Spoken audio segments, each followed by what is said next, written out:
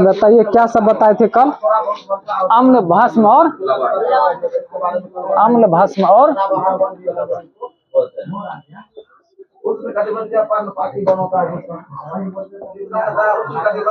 अम्ल भस्म एवं लवण के बारे में बताए थे, यही ना? तो अम्ल के बारे में क्या बताए थे बताइए, एक बार रिवीजन करा देते हैं। अम्ल वह पदार्थ है जिसका जलीय विलयन क्या होता है? जलीय विलयन क्या होता है इसका? ये होता है स्वाद में खट्टा होता है। कैसा होता है ये? स्वाद में खट्टा होता है। और क्या करता है? धातु से अभिक्रिया करके क्या देता है? हाइड्रोजन गैस देता है। धातु से अभिक्रिया करके क्या प्रदान करता है? हाइड्रोजन गैस प्रदान करता है। ठीक है। उसके बाद अम्ल शब्द की उत्पत्ति किससे हुई है? एसिड से हुई है। लैटिन भाषा का शब्द है जिसका अर्थ क्या होता है? खट्टा होता है। उसका अर्थ क्या होता है? खट्टा होता है। बस इतना याद रखिए। उसके बारे में अभी अम्ल के बारे में अभी और पढ़ेंगे। ठीक है। भस्म क्या होता है? भस्म वह पदार्थ है जिसका जलीय विलयन क्या होता है? जलीय विलयन जो होता है ये स्वाद में कड़वा होता है या तीखा कह सकते हैं। कड़वा या तीखा कह सकते हैं। निकल स्वाद में क्या होता है? कड़वा होता है। ठीक है। और क्या करता है ये बता सकते हैं? और अम्ल से अम्ल को उदासीन करके किसका निर्माण करता है? लवण का निर्माण करता है। अम्ल को उदासीन करके किसका निर्माण करता है? लवण का निर्माण करता है। उसको आप किस नाम से जानेंगे? भस्म उसको कहिएगा। देखिए अम्ल का जो अम्लीय गुण है, अम्ल का अम्लीय गुण, अम्ल जो है अपना अम्लीय गुण कब प्रदर्शित करेगा? जल की उपस्थिति में करेगा। ठीक है। जैसे अम्ल का जो भी गुण है, स्वाद में खट्टा होता है या जो भी अम्ल का गुण है, ये अम्ल अपना गुण कब प्रदर्शित करेगा? जल की उपस्थिति में। ठीक है।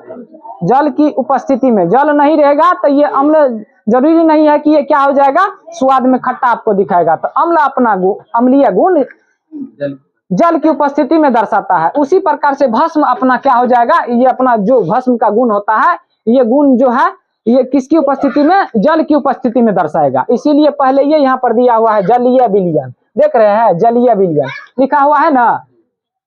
उसके बाद विद्युत अपघट्ट पढ़ाए थे, विद्युत अनघट्ट पढ़ाए थे। तो वैसा यौगिक जिनका जलीय विलयन वैसा यौगिक जिनके जलीय विलयन से विद्युत धारा प्रवाहित होता है उसको क्या कहा जाता है? विद्युत अपघट्ट। जानबे करते हैं सभी अम्ल भस्म लवण के जलीय विलयन क्या करता है? विद्युत धारा का संचालन होता है उसके जलीय विलयन में, तो उसको क्या कहा जाता है? विद्युत अपघट्ट कहा जाता है। और एक होता है विद्युत अनपघट्ट, नॉन इलेक्ट्रोलाइट ना।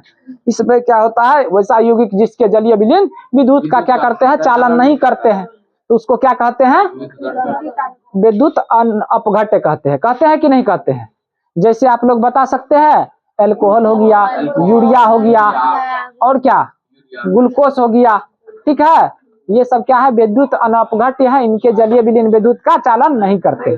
यहाँ तक आपको बताए थे कि नहीं बताए थे? उसके बाद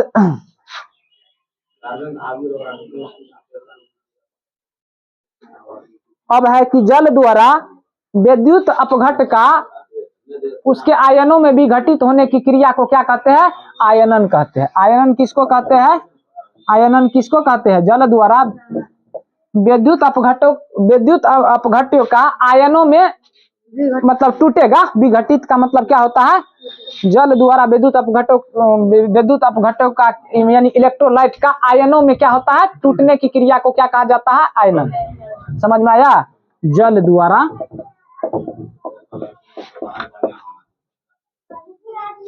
विद्युत अपघट्ट का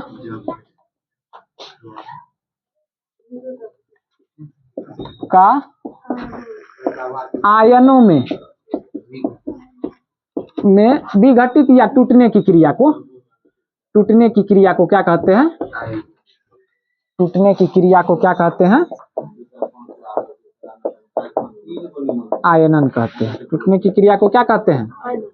आयनन कहते हैं। यहाँ तक आप लोग समझ गए आयनन किसे कहते हैं।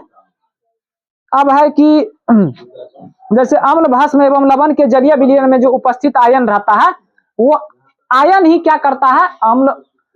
अम्ल भस्म एवं लवण के जलीय विलयन में जो उपस्थित रहता है आयन, वो आयन ही क्या होता है? विद्युत धारा के संचालन के लिए जिम्मेदार होता है। अम्ल भस्म एवं लवण के जलीय विलयन में उपस्थित आयन रहता है ना, वो आयन ही विद्युत धारा के संचालन के लिए जिम्मेदार होता है। इसको भी समझ लीजिए। चलिए उसके बाद आप देखते हैं आर्हेनियस के द्वारा अम्ल की परिभाषा। आर्हेनियस के द्वारा अम्ल की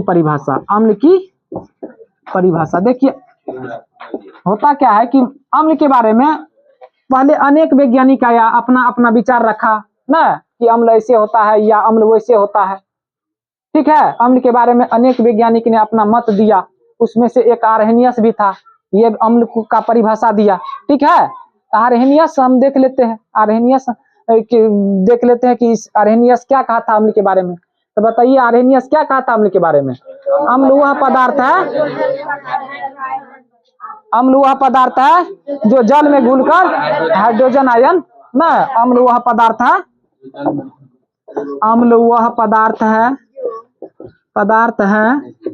जो जल में घुलकर हाइड्रोजन आयन ठीक है, हाइड्रोजन आयन यानी H+ क्या देता है? ठीक है, ये कौन कहा था? आर्हेनियस कहा था कि अम्ल वह पदार्थ है जो जल में घुल करके क्या देता है? याद रखिएगा, अम्ल वह पदार्थ है जो जल में घुल करके हाइड्रोजन आयन H+ ना देता है। ये क्या है? ये हाइड्रोजन आयन है। क्या कहा था? ये आर्हेनियस कहा था। ठीक है, अब देखते हैं एक दो अम्ल लेते हैं, जल में घोल करके देखते हैं। जैसे क्या हो गया? हाइड्रोक्लोरिक अम्ल को लेते हैं। ठीक है, जैसे ही जल से इसको अभिक्रिया कराइएगा तो ये क्या हो जाएगा? H+ आयन, और उसके बाद क्लोरीन, ये ऋण आयन अलग हो जाएगा। तो यहाँ पर देखिए दे रहा है H+ आयन, अम्ल है, जल में घोले, क्या दिया? H+ ion. उसी प्रकार और ले लेते हैं H2SO4। इसको भी आप जल में घोलिएगा तो क्या देगा? ये H+ आयन देगा। ठीक है, और उसके बाद और क्या देगा? SO4, ये क्या होता है? ऋण आयन होता है। 2- दे दिए। तो आपको क्या देखना है? केवल H+ को न देखना है। आर्हेनियस कहा था कि अम्ल वह पदार्थ है जो जल में घुल करके H+ आयन देता है। उसी तरीका से आप क्या लीजिएगा? CH3COOH एसिटिक अम्ल को लीजिए, इसको भी जल में घुलाइए और क्या देगा? ये बताइए क्या देगा? यहाँ पर H+ आयन देगा और उसके बाद CH3 और COO। ठीक है, CH2 न हो जाएगा, क्या हो जाएगा? CH3 होगा क्या?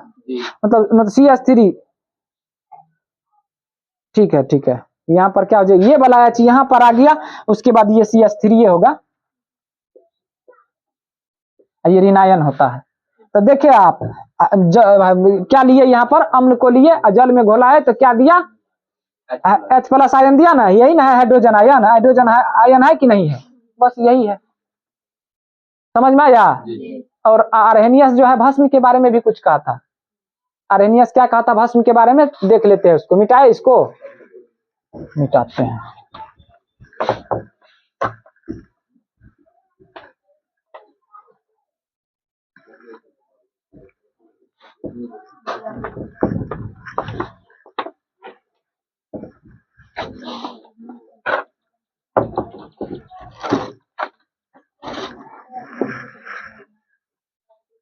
अब लिखिए आर्हेनियस के द्वारा भस्म की परिभाषा। आर्हेनियस के द्वारा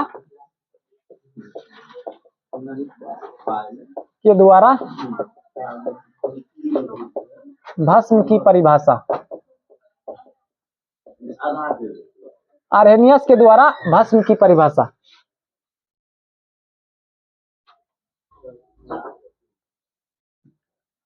भस्म वह पदार्थ है, लिखिए भस्म वह पदार्थ है जो जल में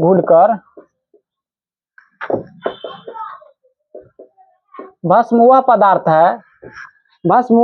है जो जल में घुलकर हाइड्रोक्साइड आयन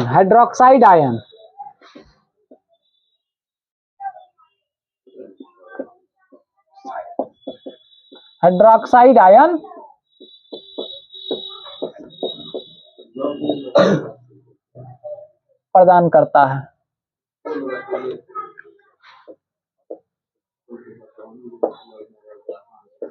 भस्म वह पदार्थ है जो जल में घुल करके क्या प्रदान करता है?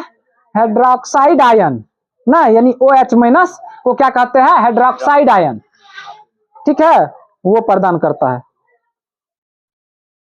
जैसे यहाँ पर भस्म लेते हैं, बताइए एक दो गो भस्म का नाम बोलिए तो। NaOH क्या है? सोडियम हाइड्रोक्साइड है ना, जो भस्म होता है। जैसे ही आप इसको जल में घुलाइएगा तो क्या हो जाएगा? Na+, और उसके बाद C मतलब OH माइनस। देखिए यहाँ पर क्या दिया? हाइड्रोक्साइड आयन है ना, ये है कि नहीं है? इसी प्रकार एक दो भस्म का और नाम बताइए आप, बोलिए जल्दी से। पोटेशियम हाइड्रोक्साइड लेते हैं, KOH। ठीक, ये भस्म है ना। आज इसको क्या कीजिएगा? ये इसको क्या कहिएगा बताइए? Sodium hydroxide. इसको क्या कहिएगा? Potassium hydroxide. ये क्या है? भस्म है। ये सब नाम को भी याद रखना है। ये जल में घुल करके क्या देगा?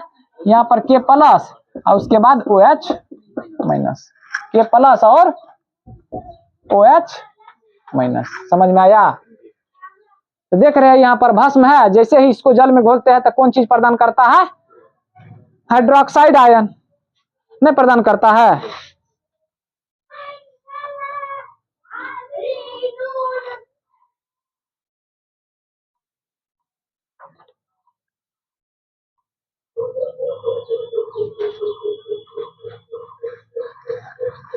कैल्शियम हाइड्रोक्साइड लिखिए, CaOH2। जैसे ही जल से अभिक्रिया करेगा तो क्या देगा ये? Ca। जैसे ही जल से अभिक्रिया करेगा क्या देगा ये?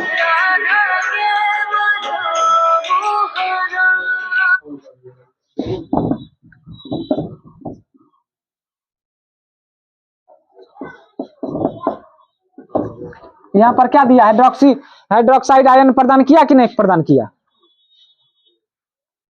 कैल्शियम हाइड्रोक्साइड है ये क्या है? कैल्शियम हाइड्रोक्साइड है। जल से अभिक्रिया किया तो क्या दे दिया? Hydroxide ion. इस प्रकार देखिए, आर्हेनियस अम्ल के बारे में भी कहा था और भस्म के बारे में भी कहा था, और उसके बारे में आपको बता दिए। अब थोड़ा सा लिखिए, जल में विलय भस्म को क्षार कहते हैं। जल में विलय भस्म को क्या कहते हैं? जल में विलय भस्म को क्षार कहते हैं। जल में विलय भस्म को क्या कहते हैं? विलय भस्म को क्षार कहते हैं। जो भस्म जल में घुल जाएगा ना, उसको क्या कहेंगे? क्षार कहेंगे। याद रह जाएगा। जल में विलय भस्म को क्या कहा जाता है? क्षार कहा जाता है। जल में विलय भस्म को क्या कहा जाता है? क्षार कहा जाता है। बस रहने दीजिए यहीं तक, उसके बाद आते हैं कल यहाँ इससे के आगे। आप लोग याद करके आइएगा अच्छा से।